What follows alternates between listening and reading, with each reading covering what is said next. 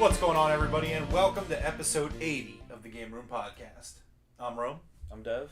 And we're going to get into the news. We didn't do a show last week because I was too busy being miserable, being depressed.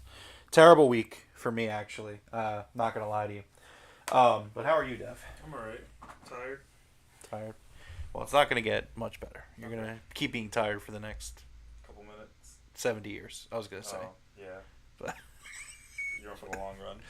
Yeah, I guess so. Anyways, this is the Game Room Podcast. Each and every week we go through all the headlines of the past week, get you caught up to speed for this week. If you like what you see, please hit the like button, subscribe, check out our other content. We talk about pretty much almost everything in the gaming news and sphere and all that stuff like that.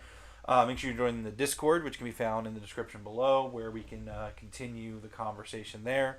But yeah, let's just get right into the headlines. Number one in the headlines: massive leak at Game Freak.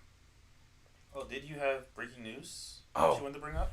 Breaking news. This came out after, like, as we were setting up. Thank you so much for reminding me, because I forgot, which I don't know how I forgot. You don't know this. You don't know what this is. So, it's the end of an era. About an hour ago, at this point. Microsoft has settled, not paid out, but, like, settled, the Gamers lawsuit. Oh, wow. It is officially over. Terms of the settlement have not been disclosed, but apparently it was just dismissed. Okay. So They settled? it's weird. There's a lot of conflicting wording of reporting going on right now. So we're not sure exactly.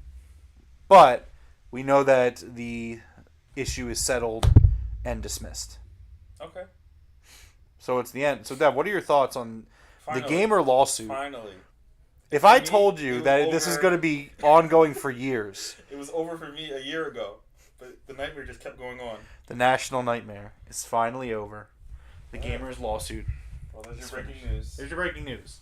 You heard it here first. The script was done. I was like, I gotta bring this up because this has been an ongoing thing here on the podcast where we've covered it from start to finish. Yeah. That's our odyssey. You know what I mean? I don't know about that. You don't know? That's our legacy. Oh. That's what we're remembered by. Right. The aren't you the guys that covered the gamer lawsuit? Yeah. Yeah, that was us. Anyways, bigger things happened this past week. Starting with the massive leak at Game Freak. Game Freak, the Japanese development studio that was founded in 1989 and best known for the Pokemon series of games, has suffered a monumental leak that has seen past, present, and future projects blown wide open. This staggering breach reportedly occurred in August, but it's only now that the data is surfacing online. The Game Freak leaks have revealed an estimated 1 terabyte of data. Sorry, I moved the mic when we started. No, you're good. Spanning I'm trying to turn it everything towards you. from the source code for older titles to the code names for upcoming games. In a report first published by Nintendo Life, it was claimed that Game Freak had suffered from a massive leak that had seen hundreds of confidential files broadcasted online. Game Freak has published a statement confirming that the breach is accurate. The only thing that the statement talks about, though, is that 2,606 employees were impacted with their personal information being a part of the leak. The firm has stressed that the vulnerability that led to the leak has already been patched up, but the data is changing hands online, so obviously there's no getting it back. Yeah. One of the most tantalizing pieces of information to come from the leak concerns the next generation of Pokemon games. In the files, references to K and N are revealed, along with a project codenamed Synapse, which some users have claimed is a Pokemon MMO being pieced together in collaboration with another unnamed studio. Retro fans have started poring over leaked source code for the DS-era Pokemon games, like Black and White 2, Heart Gold, and Soul Silver. These particular leaks have caused never-before-seen images and cut assets to surface. Some of these images concern concept art for starter Pokemon and characters that never saw the light of day. Eagle-eyed gamers also have uncovered references to Legend ZA and even some details about what's coming next for the Super Switch. Now, so I didn't really go digging too deep into all the stuff that leaked. Mm-hmm. As the article says, source code for a lot of the DS games. I know that they said that I think the Super Switch's code name is Ounces, or Okay. like code name Ounce. A lot of stuff going on in regards to that. And then something else is in the last few hours, this was yesterday, Pokemon fans worldwide have been left reeling from the massive Game Freak leak that uncovered thousands of files from past, present, and future games. One of the most impactful revelations from this breach is the unveiling of, quote, Pokemon Movie 24, an adult-themed reboot movie that might have been lost in production. Per a post on social media on the contents of the files, codenamed Bauer, has been in development since 2021 and was supposed to release last year in 2023. It's not clear what has happened to the film. It was claimed that this film would have tackled adult themes like bullying and suicide, and it was designed to be a reboot that would reconnect with lapsed fans to bring back more grown-up viewers. The post on Twitter said that it's set in modern Kanto, and the main mythical Pokemon of the plot is Mew. Two new protagonists, Light and Akari, were to be in the movie, and it was directed by Kobun Shizuno, who did Detective Conan. Okay. Along this side, he claimed that a new Pokemon anime, codenamed Reload, and a follow-up movie to Detective Pikachu are both currently in the works. The recent Game Freak leaks revealed everything about these projects, right down to plot outlines. So again, I'm not gonna kind of like go through a lot of like the specifics and stuff.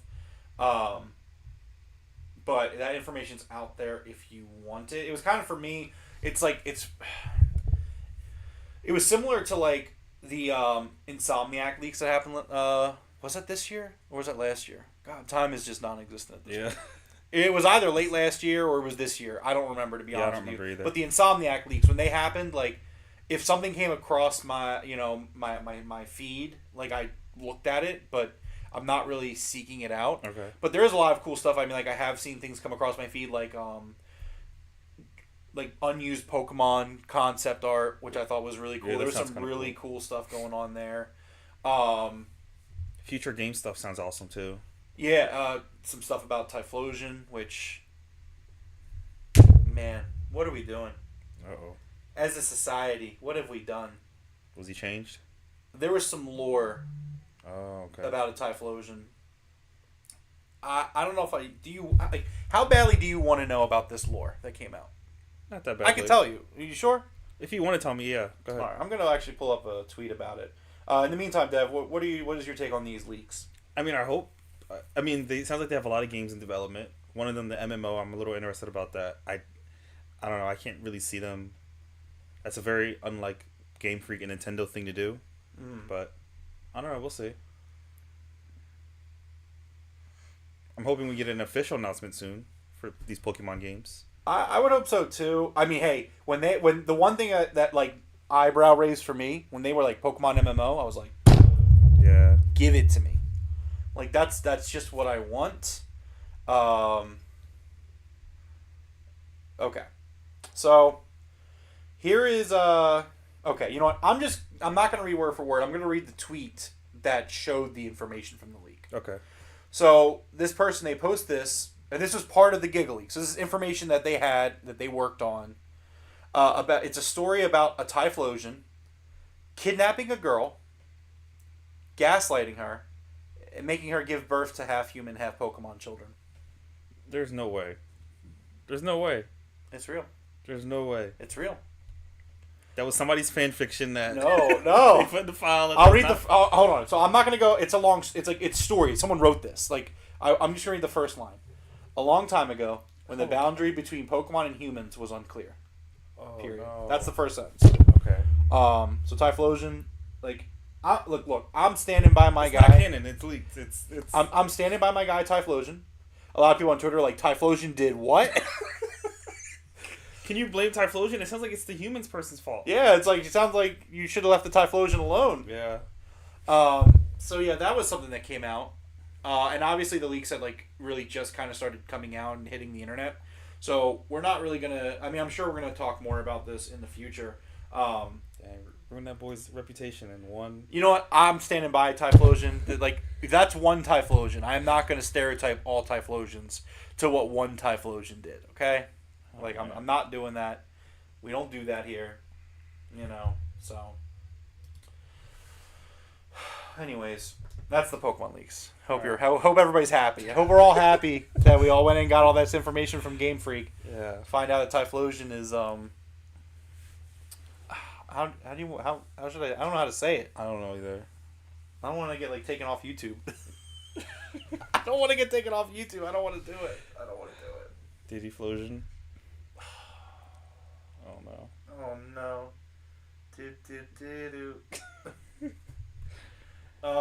Okay, let's move on. Just for the sake of everybody. Halo. So we didn't do a show last week. This was one headline that I really wanted to keep in because I just felt like it was a big story last week. It would have been the main story last week. And truth be told, again, I just think it's one of the biggest headlines of the last 2 weeks. Mm-hmm. So Halo is going to see some big changes during the Halo World Championship 2024. 343 Industries studio head Pierre Heinz shared some big news for the team, revealing that 343 is rebranding. The team is now being referred to as Halo Studios, with company ramping up for hiring for multiple Halo projects. Additionally, the Halo franchise is officially moving to Unreal Engine 5. Confirming a change first reported over a year ago, you can take a look at the studio's updated video, which shows off Project Foundry, an internal tech demo designed to test bringing Halo to Unreal Engine 5. The original Halo franchise was a graphics showcase. It was best in class. That's what Halo was when it first released, and that's what Halo needs to be again, explains lead artist Daniel Henley. As part of this work, the team at now Halo Studios is looking to hire across multiple disciplines for multiple Halo games. Work is still early in many respects, and the studio's most recent game, Halo Infinite, will still be getting updates and new operations for this foreseeable future. You asked why we consider this a new chapter, says Heinz, speaking in an interview with Xbox Wire. We want a singular focus. Everyone in this place is here to make the best Halo games possible. Also speaking to Xbox Wire, art director Chris Matthews notes that portions of the Slipspace engine were decades old. As a result, there are aspects of Unreal 5 that are easily accessible that would have been extremely difficult to recreate using Slipspace.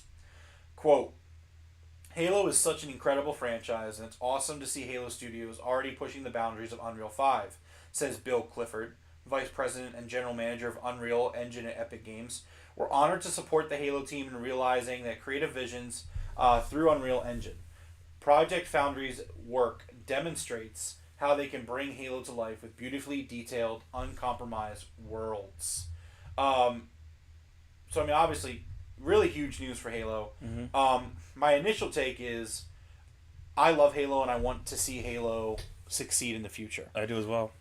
I liked Halo Infinite. I'm just going to say it. Yeah. For me, Halo Infinite, and a lot of people didn't like it. Halo Infinite for me reminds me of like Star Wars The Rise of Skywalker, where it's like there was so much shit that got messed up prior to Halo Infinite that like... But if I'm being honest, I even like Halo 4, 5, and 6. So I liked 4. Well, 6 is Infinite. Well, yeah. I didn't like Halo 5.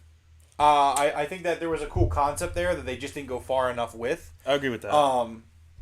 I think Halo 5 messed up a lot of things.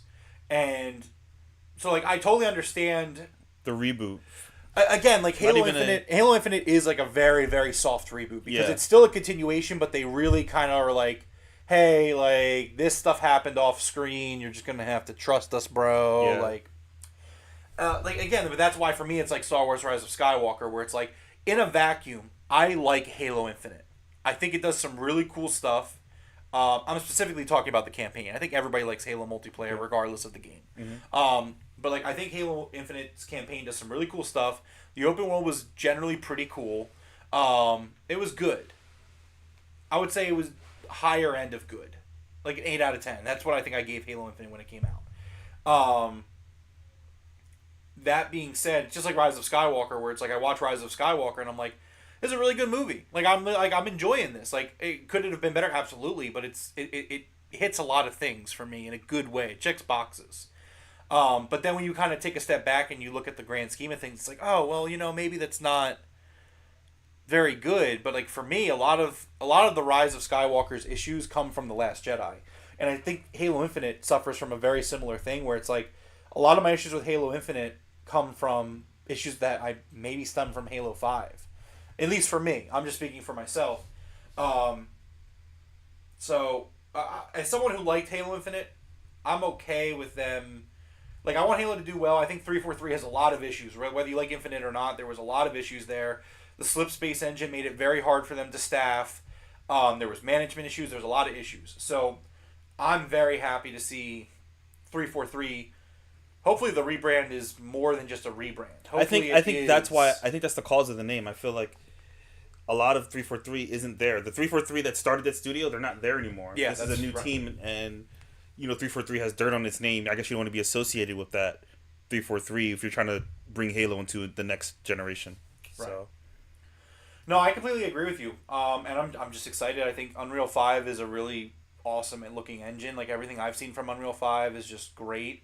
I know that you're showing, I think, some footage right now from Unreal. yeah, versus like, Halo 3. Yeah, the Halo testing that they were doing.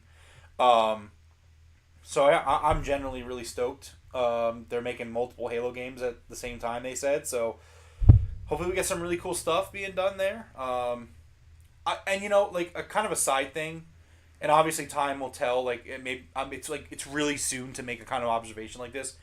I do appreciate Xbox giving Halo focus here, where it's like I feel like Xbox, they completed the Activision Blizzard acquisition. Like they have so many studios right now where like obviously the fans of Halo don't want to see Halo go away. Yeah. But theoretically speaking, if Xbox like completely were to abandon Halo and just be like, it's not worth it, like we keep trying and like the last like 2 or 3 games have not been where we want them to be. We have other shooters. We have Call of Duty. We have a hero shooter in Overwatch. We have a competitive shooter in Call of Duty. We have like Doom, which does really well if you're looking for that single player shooter. They have so many things that they could theoretically, in my opinion. Not that I wanted them to do it, but they could just be like, No, I don't know if they can. Like, you don't think that they could ditch Halo? I think they could completely if they wanted to. yeah, I get Halo to me is like it's linked to Xbox and it's linked so close to the logo of Xbox and the idea of Xbox that it's a bad look if you get rid of Halo. So I agree, but There's no shooter out there like Halo. So my counterpoint, like I agree with you. Halo is intertwined with the DNA. But of I get Xbox. what you're saying. Like they have so much other things that they can focus on, but it's like, yeah, but Halo is your shooter. That's your baby. My counterpoint is that we don't even know how much Xbox cares about that DNA because they're putting their games everywhere now. Yeah. Like they don't care about exclusives anymore. So like I don't know if anything's on the table for them caring about anything outside of money. You know what I mean? It's just like you said. Like I agree with you. Halo is it's like just like Gears of War. Like you can't get rid of Halo. You can't get rid of Gears of War. Yeah. These franchises need to continue because they are the heartbeat of Xbox. Your console, yeah. But like, how much does Xbox care about that? But that's why I'm giving them the props here. Where I really do think if they were really like they want to continue Halo. That's what this tells me. Like, Yeah. At Xbox right now, they want to. Halo's continue important Halo. to them. Yes, exactly. They're not just like, okay, well, Halo's not doing well, or I'll even do you one better. They're like, well, the Coalition's doing Gears really well, so at least we still have Gears to lean on. Halo can get sunsetted, and we'll just legacy content Halo. They could, but it doesn't look like they're doing that. So, I got to give credit where credit's due. That's something that I definitely appreciate from them. I think that they very easily could sweep it under the rug and just call it. Just be like, hey, we're going to keep supporting Halo Infinite and the Master Chief Collection, and we're going to keep having that available for players for forever. But the Chief's story's over. They could. I think they could. They easily could if they wanted to. That would hurt. It would, but they're not, so that's good. All right. Let's get into number 3 on the headlines. A really big story. Not just because of how it affects Xbox, which we'll get into. Epic versus Google. The ruling has come in, and the tech titan must open Google Play Store to rival apps. The ongoing Epic versus Google debacle continues to unfold. In the latest development, a judge has ruled that Google must open up the Google Play Store to rival third-party applications for the next 3 years. This means that Google Play will be mandated to offer platforms like Epic Games to users worldwide. Not only that, but the tech titan must also give third-party app stores access to every application housed in Google Play, unless the developers themselves opt out of that mechanic. Epic Games has taken Google to court and historically schooled... Yeah, that one's insane. Yeah, it is. Google got its ass handed to it. Yeah. Epic has taken Google to court and historically schooled the gargantuan tech firm. Recently, Judge Donato, who has been presiding over the case, decreed that Google has 8 months to piece together a system governed by a 3-person technical committee. This system will need to figure out how these new arrangements will work in the best interest of everyone involved. Here is a full list of changes that have surfaced as a result of these legal proceedings. Google must stop requiring Google Play billing for apps distributed on the Google Play Store. Google must allow Android developers to offer other ways to pay within the Play Store. I like that. That is good. Again, this is all very consumer friendly. This is all great news. Google must let Android developers link to ways to download outside of the Play Store. Google must let developers arrange their own pricing structure irrespective of Play billing. That's a big one. Google must not share app revenue with any person or entity that distributes Android apps or plans to launch their own app store. Google must not offer developers money to launch their apps exclusively on the Play Store. Crazy exclusivity deals, not allowed, not good not good. Shocker. Right now, Deborah's being very quiet about that. He's like, exclusivity deals are fine in my opinion. I think it's great for competition. Well, apparently not. The judge said you can't do that. It's not good. Well, yeah, it's not good for competition if you're like not even allowing the other person to compete. You know. Yeah. Similarly, Google cannot offer money to developers to have them not launch on a rival platform. That's something else that could be taken note of, but well, that's another day. Google must not offer manufacturers incentives to pre-install on the Play Store on their devices. This ruling also eradicates Google's 30% app tax. Speaking on the proceedings, Judge Donato said, "We're going to tear down the barriers. It's just the way it's going to happen." Fast forward to today, and those barriers have well and truly been decimated. Google's monopoly on the Android application market has been irrevocably changed, and we'll see what happens when the 3-year window is up. So, really great news for developers, and it's better for the customers as well. Shortly after that, Xbox has they knew it was coming, so they sprang into action.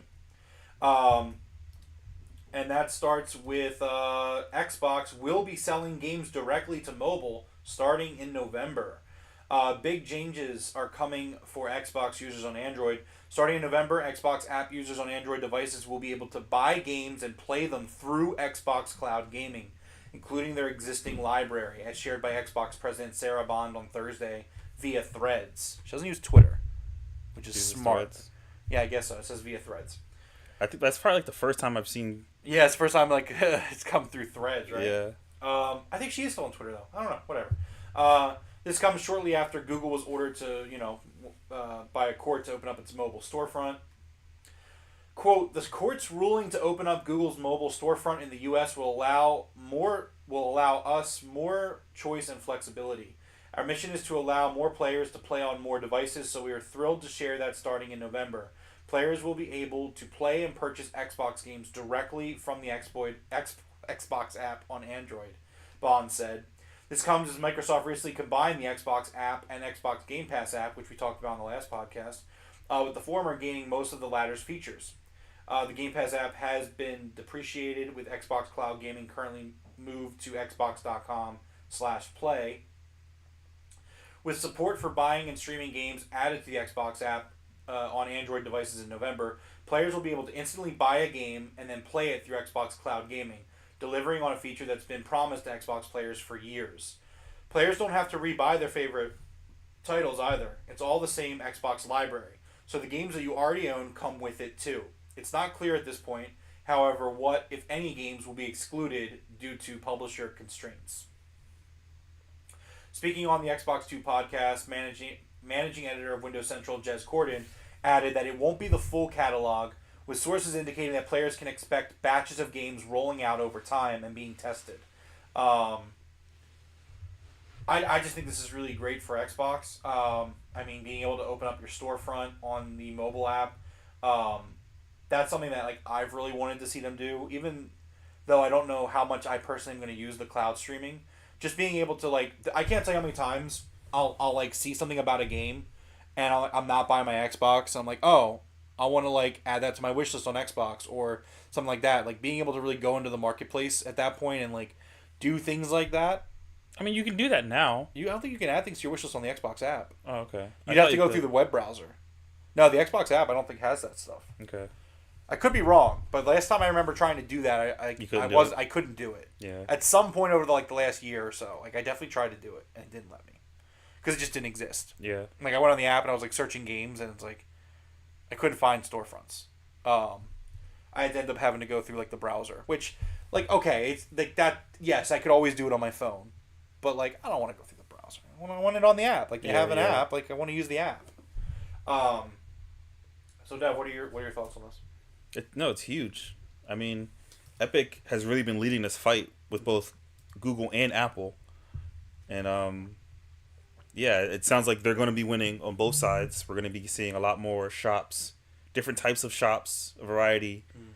Maybe they'll be competitive with us, sales and stuff like that. That'll be good for us, good for gamers. So, yeah. Yeah, so I mean, like we were talking about, Microsoft is planning to support the streaming of Xbox game libraries next month. Sources familiar with Microsoft's plans tell The Verge the company is getting ready to test the ability to stream games that you own that aren't part of the Game Pass library. So that's kind of also coming as a part of it, known as Project Lapland, inside of Microsoft. So yeah, it's stuff to be excited about.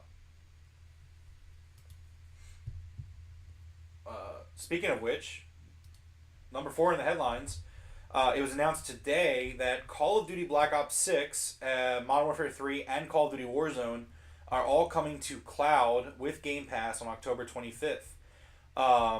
This is from the Xbox Wire. We've shared our vision to deliver great gaming experiences for players across devices. Today, we're excited to continue bringing new opportunities to enjoy some of your favorite games. Wherever you are, we are thrilled to reveal Call of Duty Black Ops 6 will be playable with Xbox Cloud Gaming. Thanks, Starlet. For Game Pass Ultimate members at launch. We will begin rolling out to players on October 25th, 2024. In addition, we're also bringing Xbox Cloud Gaming support to Call of Duty Modern Warfare 3 and Warzone for Game Pass Ultimate members the same day. This is the first time for the Call of Duty franchise, and it is a win for the community, says the Xbox Wire. Players will be able to access multiple Call of Duty games with cloud gaming for the first time, and Game Pass Ultimate members will be able to enjoy Call of Duty in more places than ever, including on their consoles, PCs, mobile devices, select Samsung TV, Amazon Fire TV, and MetaQuest devices. Again, this kind of goes in what we've been talking about. It is good for gamers, just it's more places to play these games. I'm very excited for Black Ops 6. We're getting close. I think we're under 2 weeks. 12 days? Yeah, 26, 12 days. So we're 12 days away. I have a lot of hopes for Call of Duty Black Ops 6 as a Call of Duty fan. I mean, and I think you might be diving into this one at least a little bit. I mean, the likelihood it's going to be pretty much available for you, a lot. Yeah, maybe. Definitely like to see you give it a shot. But yeah, I'm looking forward to it, and more places is the better. Speaking of more places being better, Devereaux, if you want to walk away for this one, I totally understand. I know that when you're wrong, when someone's wrong about something, a lot, constantly, it can get really degrading to have to kind of sit there and own it. I wouldn't know. I wouldn't know anything about that. A real. But I guess you're speaking from experience. I was gonna say you're a real humble guy, but it seems like now you're kind of making me out to be a liar. And you're not acting very humble at all right now. I don't know. I don't know what you're talking about. Well, I'll fill you in. We're talking about Final Fantasy's Pixel remasters and how they are climbing up the Xbox store, proving that Xbox players actually do love our JRPGs. Yeah. Unlike what you had said in the past. I mean, Xbox hasn't done it. What, it's 2024 and we're talking about the success of a Japanese game on an Xbox console? Yeah, because people like you try to spread this false narrative. Where are they at? It's not false. It is false. It's not false. Up to the top paid game. One of the top paid games. Maybe Xbox will support it. On September 26th, Square Enix has started making good on its promise to bring more JRPGs to Xbox consoles. They released the long-awaited Xbox port of the Final Fantasy Pixel Remaster Collection. Demand for this grand compilation of classic Final Fantasy games is shown to be very high, as a week after it launched on Xbox, the Final Fantasy Pixel Remaster Collection had been rising up to as high at the time of this writing as the 12th spot on the top paid list in the Xbox store in the US. Windows Central, they checked the game's position in the store. Final Fantasy Pixel Remaster in the UK was 20th, and 13th in Germany, and 12th in North America, or in the US. Oh, hello, Ash. It's been a while since Ash has been on the game room. Yeah. She's making her long-awaited return. And then I think the rest is, that's just, Final Fantasy, great games. It actually also hit number 1 top paid in Japan. So, Deborah, obviously, Finally. this goes against what you've, been Does it? talking about for a long time now. Didn't they say they're going to start focusing on bringing the games? Well, it's because, yes. Because Yeah, so it's Square about Enix- time. They haven't been doing it, Well, and that's what I've been saying. Well, because Square Enix was getting paid by Sony to not put their games Well, on Xbox has more money. They should have doubled. That's the one time you're actually 100% correct about this entire situation. They finally said If you got something the right. money, you should spend it. They should, absolutely. I agree. Completely agree. But unfortunately, they didn't. So, this is really great. I mean, obviously, I'm a big fan of JRPGs. I'm currently, dying in a JRPG right now. Every day. Yeah. But don't let that stop you. Final Fantasy is great. Final Fantasy is excellent games. So, it's doing really good, and that makes me happy. Also, Devereaux is wrong. Just incredibly wrong. Whatever. I'm going to sleep. Go ahead, go to sleep. And you know what?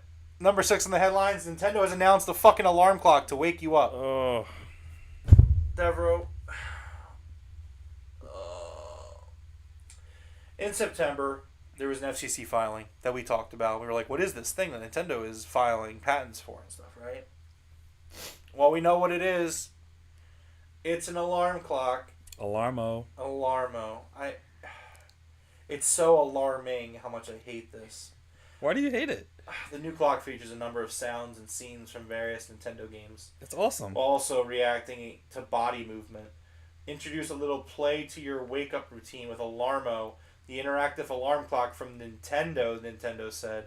Start the day off right with fun animations, sounds, and characters from some of your favorite games. You can even snooze with alarm with gestures. Is it like you think hey, Probably. leave me alone. And end it by getting out of bed thanks to Alarmo's motion sensor. First of all, I don't want Alarmo to watch me sleep. It makes me feel uncomfortable. Nintendo says it has 35 scenes from 5 games. I think it's a lackluster amount of games, to be honest, for starters. Pikmin 4, Ring Fit, Splatoon 3, Mario Odyssey, Breath of the Wild. More alarms will be available via free updates, including Mario Kart 8 and Animal Crossing. I can't wait. They're going to add these into their directs.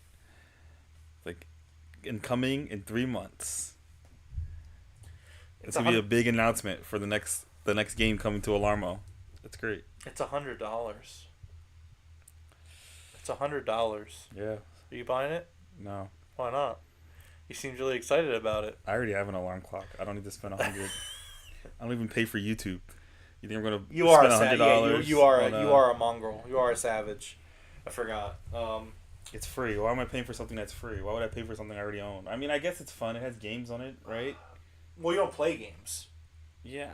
You don't play games. There's no games to be played. It's just a video. It's just a video and sounds. Yeah, I don't need it. I don't know how you can justify spending $100 on this. Okay, so here's my thing, right? If you got extra money, I can't tell you why I hate this. I don't have an answer. You're like, oh, will you hate this? Why? I don't have a legitimate answer to it's give just you. such a Nintendo It's like, hey, can we get the Pokemon games on NSO? Best I could do is an alarm clock for $100. Like, what are you talking about? What are we doing here? It's barely surprising because I hate them. It's such a Nintendo thing to do. So here's the thing, right? And this was something else I forgot to mention with the Game Freak leaks. For me, over the last few months, Nintendo has kind of made a heel turn. Nintendo's always been bad guys. They've always been bad. Not in terms of the games they make, but just their presence. They're bullies. They pick on fucking Power World developers and emulators and all this stuff, right? Even their own fans. You can't Even even their have fans. tournaments. It's like, hey, you like Nintendo music and you want other fans to experience this Nintendo music, so you put it on YouTube and you credit the owner, the original copyright holders. Fuck you. It's not good enough. We're nuking your YouTube channel. You want to have tournaments with one of your most successful games, and a huge fan base that loves. Well, you can't have water there. What? Yeah, it's Nintendo for me, I don't know. Maybe it's just because like we're so far removed from like the Switch's main life, and like they haven't announced the Super Switch. So maybe I'm just like psychologically, I'm like getting like antsy about Nintendo. But it's like I'm so like Nintendo makes fantastic games. I'm so irritated with Nintendo as a company because it's just like stop being stupid, stop being dumb, and so like. For me, it, like I don't know, it like weirdly is like I don't know if it's like tone deaf is the right word to put for it, but it's like okay, well, like hey, can you guys like again like my big thing is like the Pokemon NSO games like there's no reason why this doesn't exist yet, and I'm like hey, can I get fucking Game Boy games on the NSO that are like you already have Game Boy games there, like you already have it in the system in place, yeah. and it's just like no. But we have an alarm clock. Again, I would even describe my own dislike for Alarmo as irrational, and I'm more than willing to admit that. This thing is stupid, and it's $100. If it was like $30, I'd be like, you know what? All right, cool. You know, this is a little $30. It's packed full of motion sensors and. Yeah, it's just like I don't want like isn't it also kind of like a dual product because like doesn't Pokemon Sleep wake you up too? I mean, yeah. So It's like, just are you like trying to decide like whether you're like, am I going to use Pokemon Sleep? Am I going to use Alarmo? Like you're just going to be like you're going to become a Nintendo robot by the end of your life. Like you wake up and like there's like your Pokemon Sleep is next to you, the Alarmo is scanning you. Like you just wake up and you're just like it's like you remember in Star Wars Episode 3 when like Anakin is like becoming Darth Vader and he wakes up on the table and like he's all robot all of a But sudden. you're gonna be well rested. At least you'll know that. And you have all your sleeping data. Yeah, Nintendo's gonna use it. And you wake up to Breath of the Wild music. They couldn't even go like, here's the thing, and then it's another thing where it's like, really, Breath of the Wild, like we couldn't do like some of the older like cool Zelda games. It's coming in an update. Free updates. Not It's a an subscription alarm service. Clock. You have to like, it's an alarm clock. I hate it. I just hate it. I love it. It's stupid. It's $100 again. Like I think the price point kills it too. Where it's just like if it was like $30, I'd be like, all right, okay, sounds fun. I'll put it on my Amazon wish list. Someone wants to get it for me for Christmas, sure, whatever. But instead, it's $100. I would be so upset if somebody I cared about spent $100 on that for me. Someone I don't care about, sure, you can buy it for me. Like I would use it, but like begrudgingly, I would begrudgingly use it. It'd be great. Nintendo also made it clear this is not a limited time product. Like this is the one where they're like, We're gonna go all like, out. hey guys, look, if you're worried about like scalpers and stuff, we're gonna make sure we have plenty of these. Like this is where they draw the line. That's funny. Like amiibos, no. Consoles, no. Controllers, no. Like all of these things, even some of their game releases, no. On a fucking alarm clock, they're like, don't worry guys, we're gonna keep making these. You don't gotta worry about it. We're not going to sell out, and if we do sell out, we're going to make more. Don't worry. Fuck everyone you, needs Nintendo. Everyone needs a good night's rest. Fuck you, Nintendo. I hate them. I hate them so much. Number 7 in the headlines. Concord is getting updates on Steam. Nice. It's offline, but it doesn't appear to be fully dead just yet. If you've been checking Concord's Steam DB page in the past few weeks, you'll likely see that there are these really weird updates coming. Such things... Yeah, are there patch notes for these updates? Or not patch notes, but it's... so the game has seen 20 updates on Steam by various users, such as PM Test, Sony QAE Shipping, and Sony QAE. It's unknown what the updates are exactly, but there are rumors that the game could be looking to release as a free-to-play title in the future. So, that's really all we have on that, but it seems like they might try to save Concord. So I like that. Yeah, me too. I would release it everywhere, though, if you want to put it on Xbox. For the record, I don't have interest in it. I wouldn't play it. But I think if you want to do it right, do the free-to-play hero shooter model right, it should probably be available everywhere. I mean, if it's a big success, I think they want to keep that. Yeah, but the problem is I would push back and argue like when you had a free beta a free open beta with no barriers. Yeah. Nobody played it. That would be my counterpoint to that. Number 8. Now, we didn't do a show last week, but a lot of rumors, Devereaux, were popping up that Ubisoft may be looking into its options for a buyout. Sources claim that the Chinese conglomerate Tencent, which already owns around 10% of Ubisoft, and the Guillemot Brothers Limited had been speaking with advisors to explore ways to stabilize Ubisoft following a year which its market value has more than halved. One of the possibilities discussed would have involved teaming up to take Ubisoft private, it's claimed. Though talks were said to be at an early stage. The report caused Ubisoft's shares price to increase by nearly 40% compared to a week earlier. And in a statement given to VGC, the company said that it regularly reviews all strategic options. Ubisoft noted recent press speculation regarding potential interest around the company. Spokesperson said it regularly reviews all its strategic options in the interest of stakeholders and will inform the market when appropriate. You think Ubisoft's going to go through with a buyout with Tencent and all that? I hope not. I don't want that either. Like, I wish they were doing well enough to stay on their own. I don't want anyone to buy them out. I just don't. It wouldn't be good for Ubisoft. Yeah, no, I agree. You know what? Screw it. Let Xbox buy them. That would be awful. That would be horrible. Well, here we are. Everyone would get fired. They'd be down to like 1 or 2 studios. No, yeah, no. In all seriousness, like that, any type of buyout for Ubisoft, like that's what would happen. Yeah. Like layoffs would happen. It doesn't matter if it's Tencent, Xbox, anyone. Like a lot of people at Ubisoft will lose their jobs. Yeah. So if you're all for layoffs, then I mean, I guess yes, but no. I would like to see Ubisoft figure it out and remain as it is now. Well, I would get rid of Yves Guillemot. I would shake up the management, but that's it's just me. Number 9 in the headlines, Call of Duty news, Nuketown, the iconic map from the Black Ops universe, will be arriving to Black Ops 6 a couple days after launch on November 1st. Treyarch has confirmed that Nuketown will arrive 1 week after the game has hit the market. The legendary map, which has found its place in every single Black Ops game in one way or another, will appear on November 1st. The return of this fan-favorite map was confirmed with a brief teaser trailer showcasing the instantly recognizable environment. Devereaux, Nuketown is iconic. It's not my favorite Black Ops map, but it's a lot of people's favorite Black Ops map. And again, not really super surprising because it's literally been in every single Black Ops since. Well, not since, ever. In every single Black Ops game. I think they even have a version of it in Blackout or Warzone. Yeah, Blackout had Nuketown as well. It was one of my favorite dropping spots because it was a nice little island. And it was great. I miss Blackout. I really want to play Blackout. Well, you're going to. Yeah, it's true. Anyways, yeah, Black Ops 6, as we said, Nuketown, great stuff.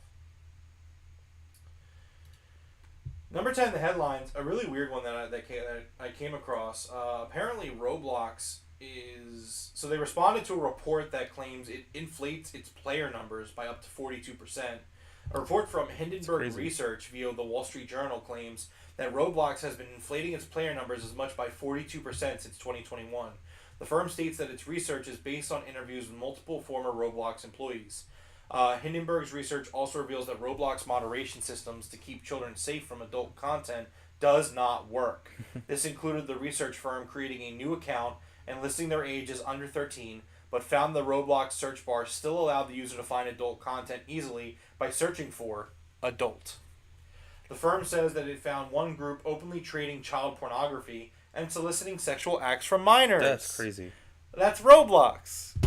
They shouldn't even be allowed. Like, they're saying, like, minors shouldn't be able to access it. It shouldn't even be allowed. Yeah, no, completely. It's It's insane. Can you imagine people at Roblox are like, well, children can't access it. I'm an adult. It shouldn't be allowed. Oh, God, Yeah, why? that's... Someone needs to do something about that. I know. The funny thing is, right, is so this... kind of an inside baseball, not really, but So sometimes for these headlines, not a lot of times, but like I would say about 20% of the time with these headlines, I read the headline in like the first paragraph and then like, oh, okay, I'm going to talk about this with Deborah on the podcast. It's not something that really I care about a lot. But it's something big in gaming. It's something big in gaming that we'll talk about. This is one of those things where I read the first paragraph. So I read like this part where it's like the Wall Street Journal said this, and I'm like, oh, okay, that sounds like it's got some credence to it. Yeah. Like I'll talk about it with Deborah on the podcast. And I hadn't read that second paragraph until just now. It's just like, oh yeah, I forgot Roblox be like that. Children play this game. Yeah. And adults too, I guess. Oh no. Roblox also provided an example of how its key operating metrics are calculated, which you can read on your own if you want. I don't even know what. Like, guess what? You could still go on there and find these things, you know. So, not great. Deborah, do you think Roblox is inflating their numbers by 42%? Why would you do that in the first place? Like, why would you do that anyway? Why do you want it to appear that you have more people? For advertisers, maybe? Roblox is like one of the craziest things ever because it's like. Because they also make so much money already. Roblox is like the one thing in game, like not the one thing in gaming, but like in gaming. Obviously, we're adults. I don't talk to a lot of children about their gaming habits, right? It's like Roblox is like the one thing for me where it's like. I don't believe that children play this. Well, so I have little cousins and like nieces and stuff, and they do. Almost all of them play it. I don't know why. I don't know their what's parents what you can find on those games. Yeah. But anyway, so it's like I hear you. Like I understand children do play it, but like a lot of games that kids play, I believe it. You know what I mean? Where it's just like, oh, I've heard of that game.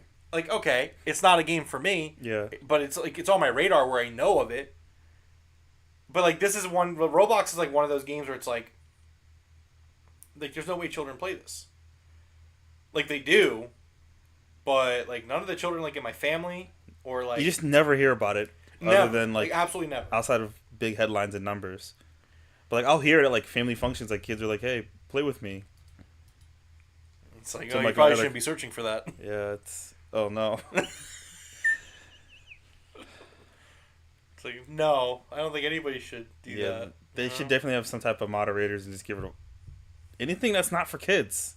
It should all be for anyone under 13. It's Roblox. Yeah. Well, I don't know. Speaking of things that aren't really okay for kids, Nintendo. Yeah, get your kids an alarm clock or something. Come on. So Saudi Arabia has reduced its stake in Nintendo from 8.58% to 7.54%. Still one of Nintendo's largest shareholders. But That's crazy. a little less. Yeah. You know? I guess that's a good thing. Nintendo, like Saudi Arabia was the one that's like, guys, what about an alarm clock? Or maybe that's where they draw the line. We need to wake up to torture the journalists that we have captured here. Oh no. Too soon? Yeah. Saudi Arabia. There you go. Number 12 in the headlines. Really cool announcement. Tomb Raider 4 through 6 Remastered was announced, launching in February once again. February 14th of 2025. The 1 through 3 Remastered came out last February 14th. Oh, okay. Limited Run Games did a release for that. It hasn't come out yet, but I have it ordered for Xbox. Hopefully they do the same here. They need some funding. Aspire. Limited Run Games. Oh yeah, that too. They need something. Well, but I'm glad they're still. I'm glad they're still alive. We have more to talk about Limited Run Games later, Yeah. so we'll talk about that later. But so Aspire, that is a studio that I really appreciate the work they're doing, but some of their quality is starting to show a little bit in a negative way. Have they done other remasters? Yeah, so they've done a lot. So a lot of the Star Wars remasters are all from Aspire. Okay. Remember I talked about how Broken Battlefront, the Battlefront collection came out? Did they do GTA? They did not do GTA. Okay. That was a Rockstar internal thing, believe it or not. When they're all shitty, they all kind of Yeah, blend together. exactly. So developed and published by Aspire. The new title will be released on Nintendo Switch, PS5, 4, Xbox Series, Xbox One, PC via Steam and Epic Games Store February 14th, 2025. Each game in the collection will be remastered with improved visuals, modern control options, a photo mode, trophies and achievements, and more, according to Crystal Dynamics, who own the IP, I believe, at this point for Tomb Raider. 4 through 6 is available for pre-order now with a price tag of $29.99. The games included are Tomb Raider: The Last Revelation, 1999, Tomb Raider Chronicles from 2000, and Tomb Raider: The Angel of Darkness from 2003. These were, I believe, the last 3 games before the reboots started happening. Okay. I'm excited for this collection. I think we're hitting a weird point. Not a weird point, because remasters have always kind of been a thing. But I think we're hitting a point with gaming where like the new trend is remasters. Like you're seeing PlayStation do a lot of remasters. Yeah. You're seeing a lot of remasters. I'm honestly okay with it. I am too. Yeah. I think you're at a point with games where like the future, we talk about the future about libraries being everywhere. So I think getting like a somewhat modernized take on a lot of older games really makes sense for where we are right now in games. Mm-hmm. And as long as they're done well, it's a great idea. It's great for preservation. It's also great for just like revisiting a game. You know what I mean? Yeah, no, you know me. I love going back and playing games. So like older games. So like I'm really down for all these re-releases and remasters that we're getting right now. Again, like Final Fantasy Pixel remasters, I bought those. Admittedly, like I'm just like that was great. Limited Run Games is doing some remaster physical releases, which is great. Like there's just a lot of good work in that regards going on right now. Aspyr wants to be one of the top dogs in that conversation, and I think they can. They just need to slow down and like quality. I haven't played 1 through 3 because Limited Run Games hasn't shipped that out to me yet. But like, okay, like I don't know how well that ran, but I didn't hear it ran poorly, so I'm optimistic. It might be better. These are single player games. Maybe it's focus all on that. That's true. Should just all be visual. Yeah. Maybe some control stuff, but yeah. So I'm excited for that. Next up in the headlines, Halo Infinite 2 was in development before being canceled. 343, now Halo Studios, was working on a sequel to Halo Infinite. According to a new claim, Halo Infinite 2 was in development before it was ultimately canceled. Rebs Gaming, who has been at the forefront of Halo coverage, says that Infinite 2 was in development on the Slipspace engine that was developed for the first Infinite game. That development, he said, continued until a leadership change in late 2022, where the decision was made to move the franchise to Unreal 5. That led to the cancellation of Infinite 2 on Slipspace. Quote, 343's creative team spent a few months learning Unreal Engine 5 to prepare for the next project, Reb said. This lasted until January 2023, when Microsoft laid off a significant amount of 343 employees, including the entire creative team. It was added that it's unclear if the next mainline Halo game is Infinite 2, but in Unreal Engine 5 or another game altogether. The new report also mentioned that the campaign team that was let go never felt supported by the new leadership at the studio. What are your thoughts on this? It sounds like good news. You know, Halo's, like we said, Halo's in a pivot right now. The Halo franchise. So I was also under the impression that Halo Infinite was going to be, the same route that Destiny was supposed to and Overwatch was supposed to, where it's Halo Infinite is the game. Yeah. And that game got continuous updates. So I was a little surprised to hear about Halo 2. But again, both of those got second, sequels as well. So well, much like all these other live service games that didn't pan out, that also did not pan out. Yeah. I think it shows good quality control, hopefully. But I also think it would have happened if they didn't move to Unreal Engine 4 and they didn't like 5 or 5, yeah, and they're doing a whole big Halo's turning around. Yeah. We're getting another soft reboot, I assume. So, it's good. It sounds good to me. Yeah. I'm looking forward to the future of Halo. Next up in the headlines, Devereaux, Nintendo's up to something. Don't know what. So Nintendo, the same day they announced Alarmo, because how could I forget them announcing Alarmo? Nintendo has requested that players participate in an upcoming playtest program of a secret project. The test, called simply Nintendo Switch Online Playtest Program, will take place between October 24th and November 6th. Players who successfully signed up for the mystery test have been sent documentation on the program, including a series of requirements for those looking to participate. One of these is a requirement to keep the contents of the test secret, the page reads. We request that you do not discuss or disclose content from either the Nintendo Switch Online Playtest program, software, or website with others. Despite this warning, it is likely that several of the 10,000 players that signed up for this test will share the contents on social media. Absolutely. So players will not be allowed to talk about the contents of the playtest. You must accept an NDA before the software can be downloaded. Pretty sure there will be people who post to social media about it within the first 5 minutes regardless. So let's break this up. Number one, what do you think Nintendo is planning? This is about some sort of new feature for the Nintendo Switch Online. I have no idea. I know, it's such a Nintendo thing. We talk about like Nintendo things, right? Yeah. Where it's like, what is this?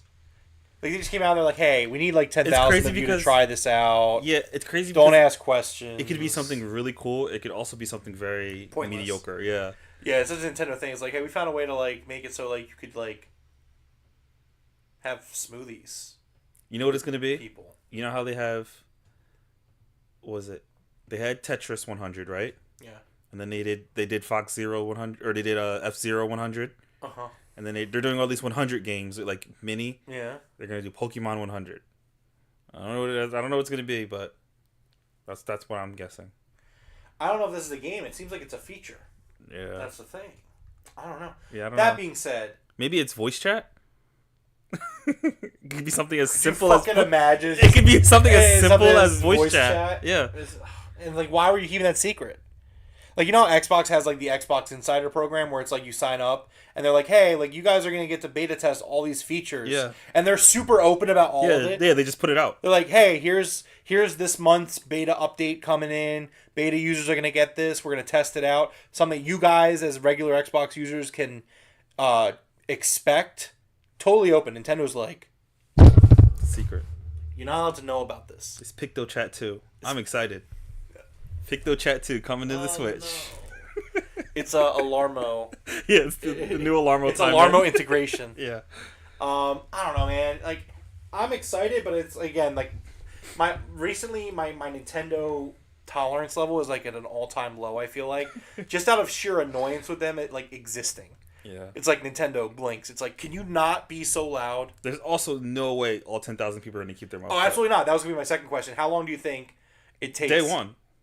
Like, but yeah, of course. But like, how early in day one? Like 5 minutes, 30 seconds. I don't know. Someone's like, I just got in, and you can do this. There's going to be someone live streaming. Oh no! It's like, have you ever heard of an NDA? What? That's the worst part. Is like someone is not going to understand what they've done. Yeah. Because nobody reads those NDAs. You No. launch up like a game, and it's like, hey, you have to read these 20 pages. No. Yeah. Accept. Can I just play my games? And they're gonna like. They're going to show all 10,000 people something different. So that way they know They know. exactly. Oh my god. Like they're gonna have it in a way where it's like you know who did it. Yeah. It's like, I just had a black screen that said number 738 on it. All of a sudden it's like. Oh. Yeah. Just like fucking bullets come out of nowhere. We'll see. It's gonna be mediocre. I'm telling you right now. It's gonna be something that's like whatever. Who cares? Yeah. I'm like, oh wow, this was kept secret, but I mean, we'll see. Next up in the headlines, Yakuza is getting all 7 games. Well, not all 7 because there's more than 7 games, but the 7 main games are getting physical releases for Xbox for the first time ever through Limited Run Games. Limited Run has announced that every game in the Yakuza series will be getting a physical version for Xbox, as well as PlayStation and PC, and I believe Switch as well, which with Yakuza 0 and Yakuza Kiwami both getting the pre-order starting a couple days ago. I actually did not know this. So they've only put out digital games? So, Yakuza had physical releases on PlayStation. When you read it, you said even PlayStation's going to get physical releases. So Okay, so what's that about? Yeah, so the thought process was I follow the guy from Limited Run Games who gave the reasoning for it. I can tell you. Give me Is one it second. is it something just like, hey, if we're gonna do it we might as well just do it all out? Like, It wasn't that necessarily. Hold on, give me one second. okay. Do. But yeah, I know you've wanted to get into the Yakuza series, so maybe. I've played Zero actually. Okay, It I've was heard really Zero good. was. Yeah, I've heard Zero was really good. Yeah, it was really good. Why can't I find this? Hold on. I mean, while I find it, so basically, yeah. So the pre-orders are open from October 11th to November 10th. Very smart on their part. If you pre-order, these, they come with a free 7-game slipcase. Oh, that's cool. So you kind of like it's right here. So you have to it's like at that point you're gonna yeah, get you all have seven. to get all 7. Like I know that's what I'm good at. That's really cool, actually. Okay, so Josh Fairhurst from Limited Run Games said, a lot of people will probably ask, why are you doing this when Yakuza 0 already had a physical release on PS4? The answer is because Xbox did not have physicals for any of the games. We decided to do PS4 in addition in case PlayStation fans wanted the special edition that they're also doing. Okay, that makes sense. Yeah, so it just makes sense to do it. There's the standard edition and the classic edition. The latter contains a premium box, a physical soundtrack, collectible acrylic standee that connects with other releases, character cards, and more. And again, if you pre-order Yakuza 0 in any form, you'll get the special commemorative slipcase that will eventually hold all 7 games. And these games are coming out for current gen, right? PS5 and Xbox Series X. So, series? the theory, the Xbox Series Or is also runs on Xbox One. So, I don't think it matters. The PS4 one is just PS4. But that also can be Runs played on on PS5. PS5. Okay. So, it's last gen, but they run current gen. Okay. They're not upscaled. Limited Run Games doesn't, upscale. They're just ports. Moving it, yeah. Yeah, they're just ports of, games that are already out. You can go on the Xbox Series X right now and download these Yakuza games. They're there already. Yeah. This is just physical releases. Which I really love Limited Run Games. I love the job that they're doing over there. Yeah. Josh had actually said something that really makes me kind of want to double down with supporting the Yakuza games. But he said something along the lines of hey, these are big AAA games, the Yakuza games. Mm-hmm. It's if you want to see us make sure that Xbox will get more AAA releases, these need to do well, so I can go into the publishers and say, hey, people will buy this. Yeah. So I'm just well, all right, you got me. I've got to put my money where my mouth is, as I will always do. Are they the ones doing the Alan Wake too? So yes, they are. Yeah, Okay. but they didn't sell it just through them. Okay. I have a pre-order on Amazon. Okay. But they did have the collector's edition as well. Limited Run Games is just great though. Yeah. I really tout them. The only negative about them is that their turnaround time Yeah. is atrocious. Yeah. I have 4 orders out with them right now. Waiting for all 4 And of I'm them. just waiting. And you're about to put in, 2 more? Yeah, probably. Hopefully Jackie's not watching. Anymore. She said we rock. She wouldn't say that if she was still watching. You still watching? We'll find out. Let me know. Just do it. Just But berate me. I think it's on cool. I the think internet. they definitely need the support. They need the funding. I want them to stay around. I do think it's going to be... I think third party making physical games is probably where we're headed. But I'm okay as long as we have a way to... Exactly. That's my point of it, where it's look. Because it's not that I want physical to go away. I I saw it going away. It was just this is dying. So Again, but to see someone else to pick up the reins and hey, we'll just do physical... you know what I mean? It's cool. That's my stance on it, where it's just hey, look, I just don't want you guys. I don't want them to them being the industry. Don't completely get rid of it. Yeah. Leave it as an option. Yeah. Even if it's a niche option. Even if you're not the one doing it, let it be an option for someone. And that's why Limited Run Games is so great. It's just let them do it. Yeah. Let them figure. They do all the work. Mm-hmm. They print the discs. They have their own warehouses in North Carolina. They do everything themselves. They just need you to give them the games to print the discs. Yeah. That's all. They do everything themselves, which is why their And you'll get a turnaround is cut. admittedly so slow. Yeah. But You'll probably get a cut from it too. So you do, and honestly, I don't think their prices are that absurd. I mean, I think right now you can get. Dev, can you look up and see Yakuza 0, how much it is on Xbox or PlayStation, right now, digitally? Because I think it's if it's $25, $35 for the game itself isn't that bad. let me see. While Deborah's doing that, Limited Run Games doing great. Right now, I have Star Wars: The Dark Forces. You want the remastered collection? No, Or just Zero by itself? Just Zero by itself on either storefront. Let's see. With the PS4, it is $24.99 Okay, so for $10 extra, you get the physical copy. or $19.99. Okay. But still, like you get the physical copy. Still, it's not like they're charging And- like $70 for And they're it. selling. They're trying to get you really to buy the collection, which I think is really cool. You get all 7 games. You get a cool case for it, which I Yeah, and the classic edition is 75. So it's not even like it's like over 100. It's just like Yeah. it's got cool stuff with it. these are probably for really big fans or people who want to try the series out. Yeah. Collectors. Well, Nintendo emailed me. Hold on, wait, what's going on here? Nintendo Switch Online says cheer to 3 years. How about you release the Pokemon games, you fucking loser? They legit just thanked me for being on NSO for 3 years. Good job. These fucking assholes. God damn it. Can't believe it. 3 years. No Pokemon games. Yeah, that's insane. It's unreal. Next up, number 16, Overwatch Mobile is in development at Blizzard. Appears to be heading to your phones and tablets. According to journalist Jason Schreier, Overwatch Mobile is in development at Blizzard. It was led by Walter Kong, who oversaw the release of regular heroes and content for Overwatch 2, as well as new projects like a mobile version of the franchise, Schreier wrote in his book. So yeah, Jason Schreier just put out a book about Blizzard and like its history and all that. And he's been like dropping all these scoops on Blizzard That's everywhere. cool. He's selling his book. He's like, hey guys, I know everything that's going on at Blizzard right now. That's cool. We've quoted him on his press tour like a few times during this podcast. Not today, but like past weeks. But so yeah, it's coming to mobile. I guess it's about time. You know, Overwatch was huge. For them to not capitalize on a mobile app. Yeah, Is, Blizzard kind of dropped the ball with that. Yeah. Number 17 on the headlines, Steam has to remind players that they're idiots. In an update to the checkout process of Steam, a message now appears reading, "A purchase of a digital product grants a license for the product on Steam."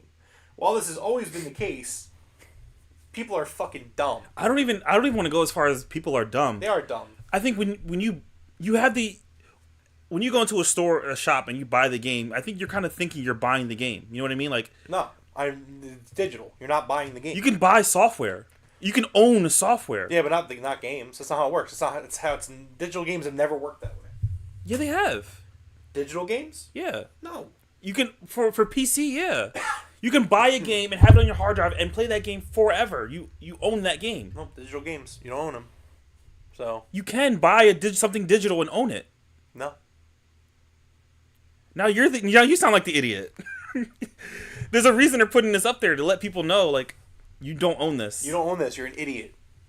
Maybe buy physical, you loser. Like, it's like, oh, I'm sorry, you want to own your games? Sucks, doesn't it? Huh? Really sucks. Because even GOG is it's another market. They said, know about GOG. I like GOG. Oh, I don't want to say I like GOG. but like they have use GOG. they have offline downloads. So when you buy a game, there's no one that can take that away from you. That's your game. It's DRM based. But you still like You no own one it. can You take. own it. Yeah, you do own it. If no one can take it from you, you own it. It's yours. You don't own any of this stuff when you die. You can't take it with you. I can go that far. I own it in the land of the living. You can own stuff digitally in the land of the living. Like, hey, look, I own your phone now. It's my phone now. I own it. Yeah, you stole it. I own it. No, Yeah. I own it. Yeah. I own it. I'm Yeah. changing this. This is a beautiful landscape. Yeah. I own it, though. It's my phone now. I have 2 phones. You can do that digitally too. I can steal your No, I can't identity digitally. and own it. I can have your credit card and own it. No, you can't. So, you don't own digital games.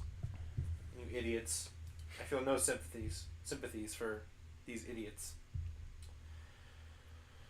Number 18 in the headlines, an Xbox partner showcase is coming Thursday. Partner preview. The rumors were true. There were rumors this weekend that a partner preview was coming this week. Xbox is going to have one on Thursday, October 17th at 1 p.m. Eastern. Microsoft's most recent Xbox partner preview event took place last March. If you're not counting the third-party heavy Xbox showcase from last June. Let's see. There should be. So we should be getting new trailers for Alan Wake 2 DLC, The Lake House, as well as Like a Dragon, Pirate Yakuza in Hawaii. Getting a boss battle trailer for Dark Chinese Souls-like Wu Chang Falling Feathers, and a range of new Xbox Game Pass inserts to boot. Microsoft says there will be multiple world premieres as well. So, I mean, yeah, these Xbox partner previews are usually pretty decent. I usually find a few games that I hadn't heard of that I look forward to, including one that's coming out this week, I think, from the last partner showcase. So, yeah, we'll be talking about that next week. Number 19 on the headlines, an update on Splinter Cell Remake's development. The Splinter Cell Remake is making progress at Ubisoft despite rumors that the game had been quietly canceled. Insider Gaming had learned that the game is being developed under the codename North. In the addition to the codename, sources have confirmed that the game is being built in the Snowdrop engine. Previous Splinter Cell games used Unreal 2 and 2.5. Snowdrop has been used to develop games like The Division 2, Avatar: Frontiers of Pandora, and Star Wars Outlaws. First announced in December 2021, the Splinter Cell Remake is being led by Ubisoft Toronto. The studio seemed to tease information on the game coming soon. However, that has yet to happen. When it was first revealed, the game's producer Matt West said it was in the very earliest stages of development. He added that the game was being built from the ground up with updates to the game's visuals, while saying that the game would remain linear.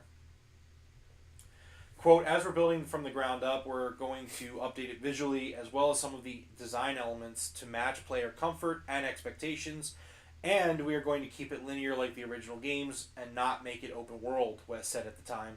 The gameplay experience we are targeting is directly tied to what we want players to feel, to capture the essence back when we were all playing the original games.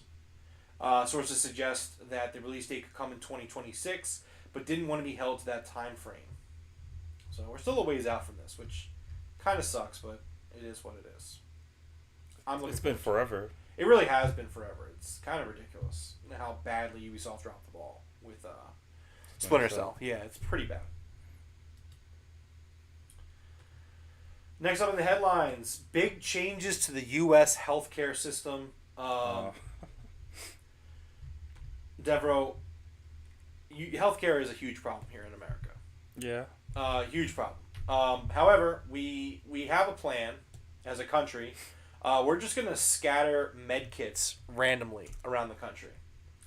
The Department of Health and Human Services have announced a sweeping overhaul of the nation's healthcare infrastructure by strategically distributing med kits randomly scattered across the country, sources within the HHS confirm.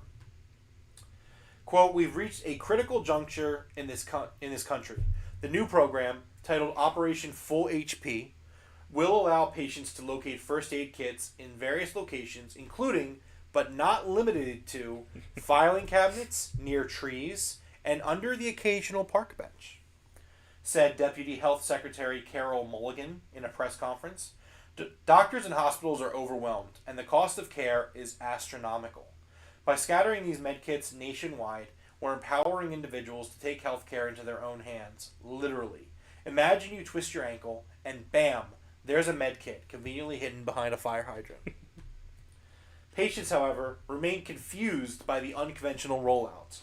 I've spent hours looking for one of these kits when I got a migraine last week, said Derek Washington, a New Jersey resident. Why are they hiding them in the most ridiculous places? I finally found one, but it was in a locker at an abandoned YMCA. It had some Band-Aids, sure, but no ibuprofen. Another was nestled in a swath of tall grass, like I'm trying to catch a Pokemon. I'm sick, not on a scavenger hunt. The least they could do is make them glow blue so you can spot them easier. Still, experts argue that this plan represents a bold new era of American healthcare.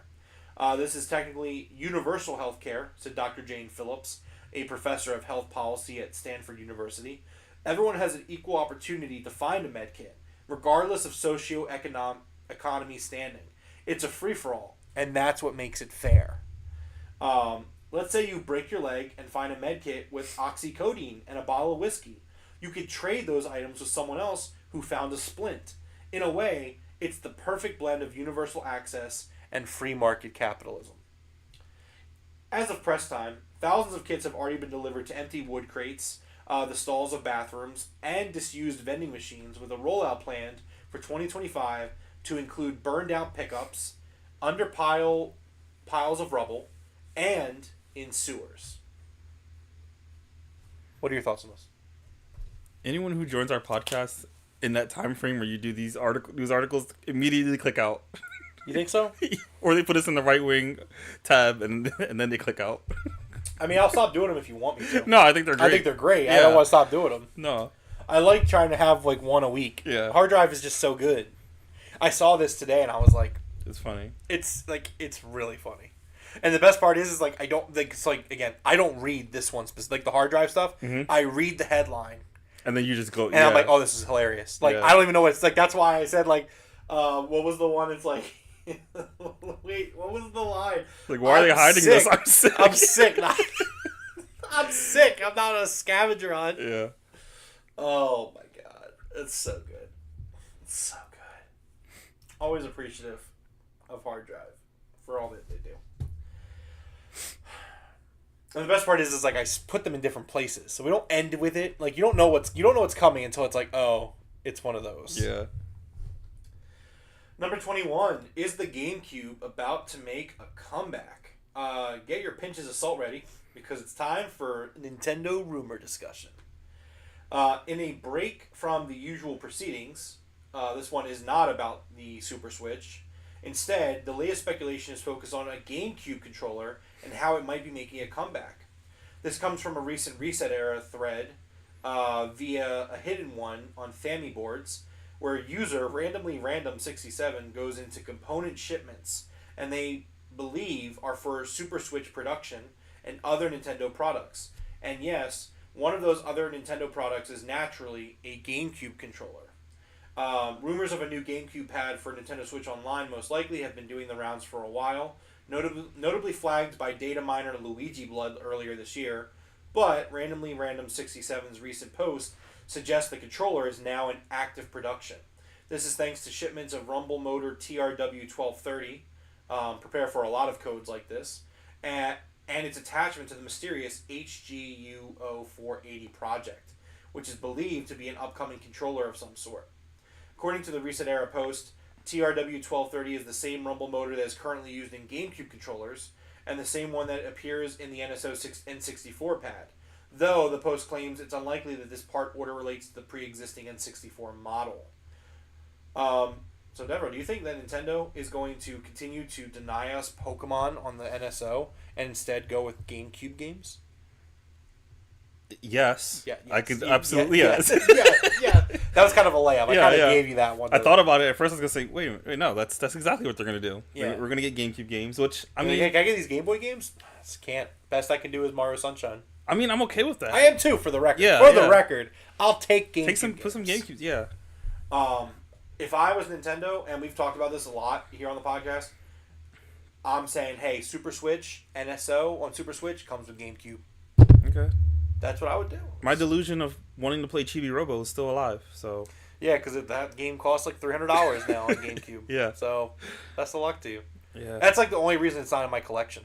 Because I've always thought about adding it. But it's Yeah, like every time I it's go and look at the prices on the market, Yeah. can't do it. You're not getting it. Can't justify it. The most I spent on a GameCube game ever, $125. Man. On Skies of Arcadia. It's in great condition, like excellent condition. I was like, oh, it's over $100 for a GameCube game. But it sucks. That's how you have to do it. Yeah, because like luckily, so like other GameCube games that are really expensive on the market, like Fire Emblem Path of Radiance, I had that from back in the day. So like I paid like $45 for it. Now it's like $300, and I'm just like, oh my god, Damn. terrible. Yeah. But yeah, you know. So I would like to see the GameCube make a comeback. Hopefully it does. And then our last headline for the day, Rare's, the Rare boss. It's not a really good way to say it. Rare boss promoted to head of Xbox Game Studios. Craig Duncan has been promoted to head of Xbox Game Studios. He's led Rare for nearly 14 years. Will replace Alan Hartman, who has appointed Xbox Studios boss just later this year, after previously leading Forza Studio Turn 10. According to GI.biz, Hartman will retire from Microsoft at the end of November and will be replaced by Rare's Duncan. Duncan joined Rare during the Kinect era and oversaw the launch of live service hit Sea of Thieves. Before that, he held roles at Sumo Digital, Midway, and Codemasters. His new role will have him oversee Xbox teams, including Halo Studios, The Coalition, Turn 10, Playground Games, Rare, Obsidian, Ninja Theory, Compulsion Games, The Initiative, Double Fine, In Exile, Undead Labs, World's Edge, and more. It's kind of crazy that's all the Xbox first party that's like not Activision or Bethesda, and then it's like, oh, they also have Yeah. all of Activision and all of Bethesda. That's crazy. Yeah. When you really think about it, we lay it out. They have a lot. Following Duncan's departure, Rare will be led by Joe Neat. Whoopsies. Forgot to put my phone on silent. His new role will have him oversee. I already said that. Neat joined Rare in 2013 after similar stints at Midway and Sumo and has led the Sea of Thieves project as executive producer. Horth is a 20-year Rare veteran and has most recently studio director. Allen's career has been marked by innovation, dedication, and unwavering passion for gaming. Xbox's president of game content studios, Matt Booty, wrote to staff in email. Starting as a contractor at Microsoft in the fledgling CD-ROM group in 1988, Allen has worked on a variety of projects in his time here, from Age of Empires to Brute Force as the studio head of Digital Anvil, and to the founding of Turn 10. Over the years, Allen, Turn 10, and Playground Games delivered 13 Forza Motorsports and Forza Horizon games, building Forza into one of the top racing franchises in the world, and regularly pushing the capabilities of our hardware. His work to advance accessibility in gaming has set a benchmark for the industry, and under his leadership, Xbox Game Studios has shipped multiple critically acclaimed titles this year and set the stage for highly anticipated games like Avowed, South of Midnight, Fable, and more. Booty added, in this new role, Craig will continue to focus on helping our studios deliver high-quality, differentiated game experiences that grow into successful franchises and reach more players by investing in new IP. I have my concerns with Rare, because, I mean, Everwild is... We haven't seen it in like 10 years, so the guy that's like heading Maybe they're Rare... cooking. However, Jez Corden on the Xbox 2 podcast on Friday did say that they have the gameplay loop down for Everwild. So we may see it next year. I have to imagine the reason it took so long is I think Everwild's going to be another live service game. So from what I've heard through like Jez and stuff, he had said stuff along the lines of like they were having a hard time really nailing the gameplay loop. Like this is what you do in the game. Okay. And I think that was something that kind of held them up a lot. But Yeah, because I also never knew what you did in that game. It just looked pretty from like the stuff. yeah, I was saw. like, I don't understand, but it's Rare and it looks good. So I have to imagine it's another live service game just because of how well Sea of Thieves has been doing. And I don't know. We'll see. Yeah, we'll see. Also, yeah, like you said, it's been a while. They just lost someone at the top. Mm-hmm. They're getting a new management.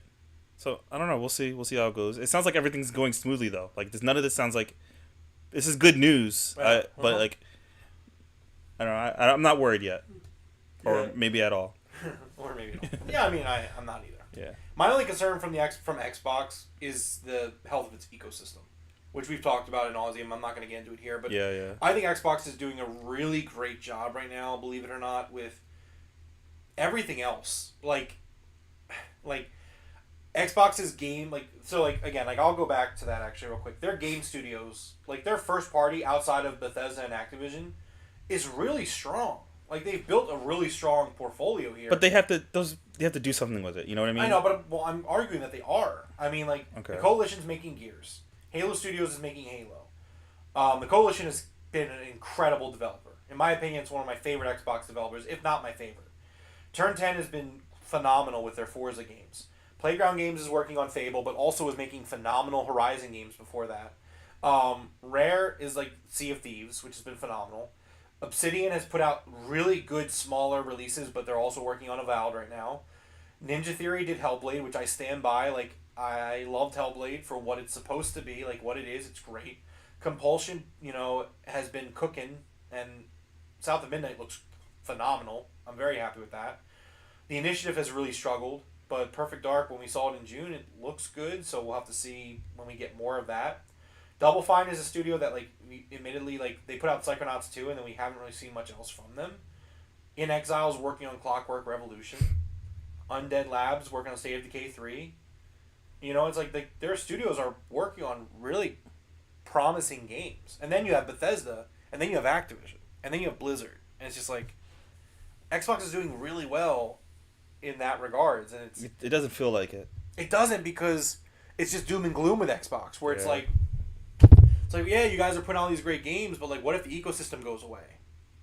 And that bothers me. Like Yeah. I again, like I'm very honest about it, very open about it. It's a big concern for me. I've spent like at this point like 16 years on Xbox, on the platform. Like a lot of money spent on the platform, a lot of time. Like I'm a nerd. I take pride in my achievements. I'm currently like killing myself for Octopath Traveler, trying to get the 1,000 gamer score. Like Yeah. I don't know. For me, it's a big time sink. It's something I really care about. So I don't want to see Xbox as an ecosystem die out. That's my concern. And if it doesn't, I would be very happy. Like Xbox, like in terms of software, like if you include Activision and Bethesda and Blizzard, like there's no reason why like 5 years from now I can't say like Xbox isn't my favorite publisher. Like I love Nintendo, I love Zelda, I love Pokemon, like I love those games. I love Assassin's Creed from Ubisoft. Like there are a lot of franchises out there and like a lot of publishers I like. But like if you look at the sheer amount of games that are like games that I really love or should love, it's like I don't see why I can't say Xbox is my favorite publisher like 5 years from now. But we gotta see it happen. Yeah. So I don't know. Because we said that 5 years ago. You know what I mean? Yeah, we did. So. Yeah. So that's it for the headlines for the week. Let's go through the Game Informer Memorial game releases for the week of October 14th. Starting off first, October 15th, Drova Forsaken Kin for PS5, PS4, Xbox Series, Xbox One, Switch, and PC. Just Dance 2025 comes out on PS5, Xbox Series, and Switch on October 15th. Neva, PS5, Xbox Series, Switch, and PC on October 15th. New World Aeternum, PS5, Xbox Series, and PC on October 15th. Wizardry Variants Daphne for Android on October 15th. Technotopia for PC on October 16th. Age of Empires Mobile is finally coming out. That's a big mobile release for Xbox on iOS and Android October 17th. Quiet Place The Road Ahead for PS5, Xbox Series, PC on October 17th. Super Mario Party Jamboree comes out on Switch on October 17th. Retro Realms Ash vs. Evil Dead, PS5, PS4, Xbox Series, Xbox One, Switch, and PC on October 18th. And I guess another Retro Realms called Halloween on all platforms again on October 18th.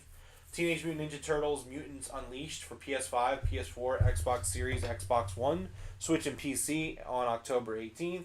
And Unknown 9 Awakening for PS5, PS4, Xbox Series, Xbox One, PC on October 18th. Devereaux, you can go first. What is your pick of the week? Super Mario Party Jamboree, obviously. That's gonna be. I don't know if I'm probably not gonna get it day one, but I'm gonna. Might. You might, yeah. I might have, maybe I'll have you over. We'll play it on Sunday or something. All right, yeah. I'm excited for that one. Yeah. So that would be my pick of the week too, probably. But I mean, since I do like when we can pick two different games, I am gonna go with a game that I also have in mind that they showed at the Xbox partner preview. I mentioned it earlier. Unknown 9 Awakening. Okay. It looks like a really good game. I think it's coming to Game Pass. I don't know. Hold on. I want to double check. I want to fact check that. I know, crazy fact checking in today's day and age. Savages. What are we?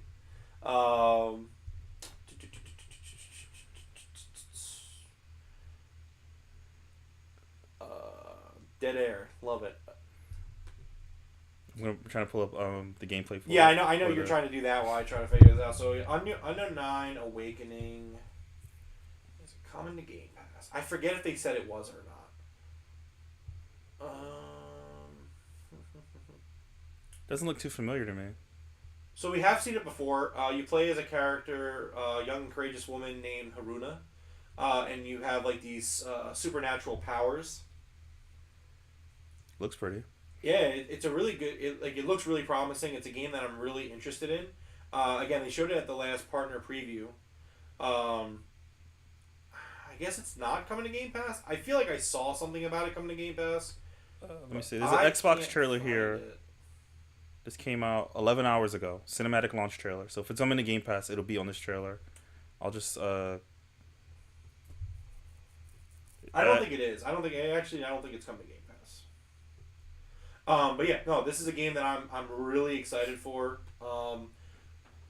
If I'm buying one game this week, it's going to be Mario Party. But like, this looks like a really really cool game. Okay, yeah, it's not coming at Game Pass. Okay. Well, regardless, definitely check this game out. Make sure it's on your radar. It looks badass. Very into it.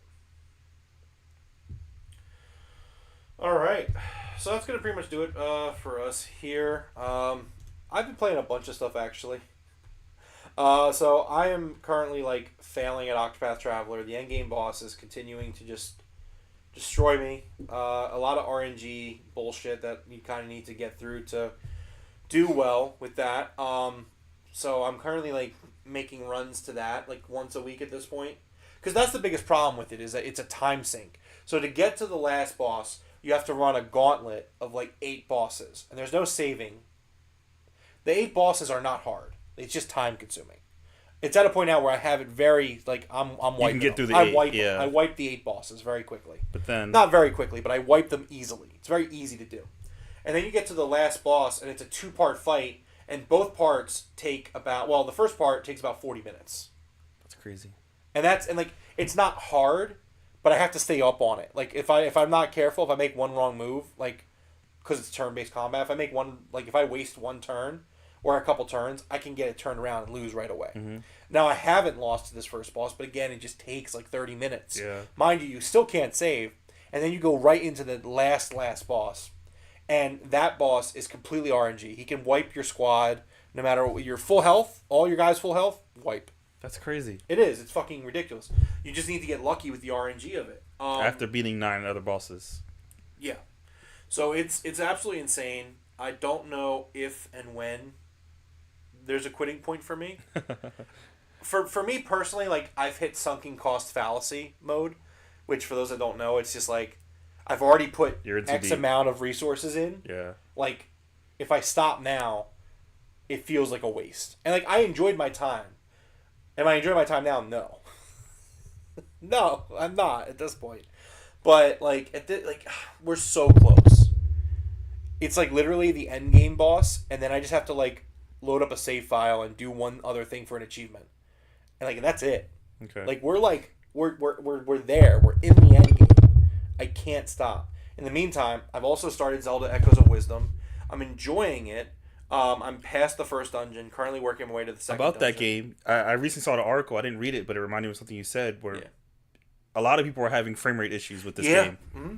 A lot of people it's because it's going from 60 to 30 or below 30 and then back up to 60 Yep. and that's like messing with a lot of people's eyes and like it just doesn't 100%. look pretty. That is something I'm dealing with. Yeah. Yeah. And I told you about that. And yeah, it's the frames. The frames just drop Yeah. on me, and it really throws. And it me says off. like there are certain parts where the game works flawlessly. Yeah, I don't understand like, and the parts where the frame stutters, like, there's not a lot going on. So at least for me, like maybe later in the game, like things are going on that make like the frames drop. But like from what I've done so far, You're just walking in the I'm just overfield. walking in Yeah. the forest, and it's That's like, what people were saying. like what is happening here? It's like, this is like really not what I'm expecting from Nintendo quality. Yeah. And like, Maybe they'll lock the frames at 30 But it's also down the just- road or it's just weird because it's weird that you wouldn't lock it at 30 at it's least. a 2D Zelda. It's Yeah. not like, look. I mean, I guess like, they're Mount pushing it- Satori on Breath of the Wild is a fucking nightmare. And Tears of the Kingdom, same thing. It's a nightmare. But you get why though. Like it's Yeah, a 3D yeah, environment. I'm There's just like, a lot so going on many in that things going area. on, the grass, I the get flowers, the yeah. apples, the trees, the animals. Like I get it. And the Switch is not a powerful unit in comparison to today's. But you would hardware. expect it to But not a do that. 2D Zelda. Yeah. Like we can't handle a 2D Zelda at this point. Like it leads to the question. It's like, is Nintendo kind of losing the plot a little bit here? Because Nintendo always been so focused on like quality, right? Like I just feel like we're hitting a point where it's like, is that still the goal? I think so. I mean, it is, but like at the same time, it's like, well, This is a miss with Nintendo where they normally don't like miss. why with wouldn't that. you hold this to the Super Switch if it's coming out next year? Yeah. Like to me, like I don't understand that. Like I don't understand why they're putting this out on the Switch, on the original Switch, if it can't handle it. And that's kind of something where, I still want to get this game. Mm-hmm. I might wait until the Super Switch before getting this game. Honestly, it's not. Yes, it's not a bad idea.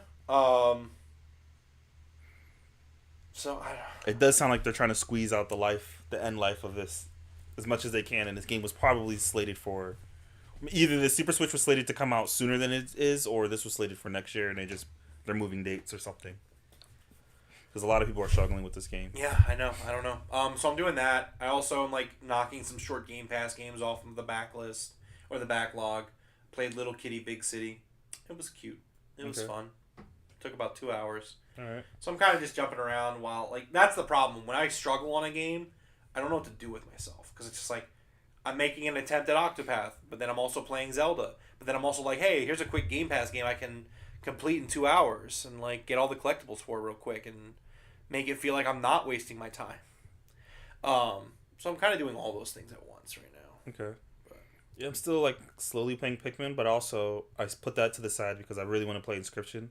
It just came to Game Pass. Just came the game. I was gonna say it came Yes. to Game Pass last Wednesday, I think. And I've been really wanting to play that game. A lot of people were saying it's great. So It does look really good. I started playing it. I like How it far so are far. you? Without spoiling anything. Is time a spoiler? So this game apparently it's like I don't think it's as big as Doki Doki Literature Club in terms of like spoiler, like don't tell anyone about this, but I think it's up there. People I know that there's like some crazy. I know that I don't know what, but I know that there's like some crazy shit that happens. in yeah, this so game. like that's what I assume the spoiler stuff is. For me, I've gotten to the point where I've played I've died once. And I think when you play the game I guess that makes more sense to people. time wise though, like how many hours? Oh, maybe one. Oh, Not okay. too much, yeah. Oh, okay. I want to play it more. All right. Well, we're gonna get out of here so I can go fail at Octopath Traveler again. I don't know if I'm gonna do a run tonight, but I'll probably start one tomorrow. I don't even know what to say. Yeah. I guess just end the show. This is the Game Room Podcast. Each and every week we do all the game news from the previous week, so that way you kind of know what you're getting into in the upcoming week. Get you ready. Please join our Discord. We would really appreciate it. You can find that in the description down below. You can follow me on Twitter. You can support us via subscribing, liking the video, all that stuff. Really appreciate it. If you like pro wrestling, I will be doing my wrestling show, the AEW Broken Tables podcast. We do AEW watch-alongs. We'll be back Wednesday. The GOAT, Bryan Danielson, has retired. His career was ended on Saturday. So, rough week for me. Like I'm telling you, like my I didn't know GOAT that. in wrestling. I know he's been your favorite since forever. My in-ring, his in-ring career, his full-time in-ring career is over. He lost the championship to Jon Moxley, who then suffocated him with a plastic bag, killed him. Yeah, it was real dark stuff. Great, loved it. It was great storytelling. But, so yeah, Phillies breaking my heart. Eagles need to fire Nick Sirianni, favorite wrestler, all in a week. He's just like, you know what? Plus, I sent you that text Octopath, I think, where it's like on Friday, where I was like, oh no, I sent it to Jackie. I was like, I just can't fucking win. Like, the Phillies got eliminated on Thursday. I played Octopath, got smoked on Friday. Yeah. Bryan Danielson retired on Saturday. Nick Sirianni needs to be fired on Sunday. It's like the meme where it's like why do you keep like Jesus like why do you keep giving me all your tests? And Jesus like, oh my God, how are you still alive? It's like, why do you give me your hardest tests? You shouldn't be alive anymore. Yeah, it's been rough. Sounds like. I don't know. Let's go Flyers. You know. Here we go. That wrong. I'm gonna go to bed. End it. End it.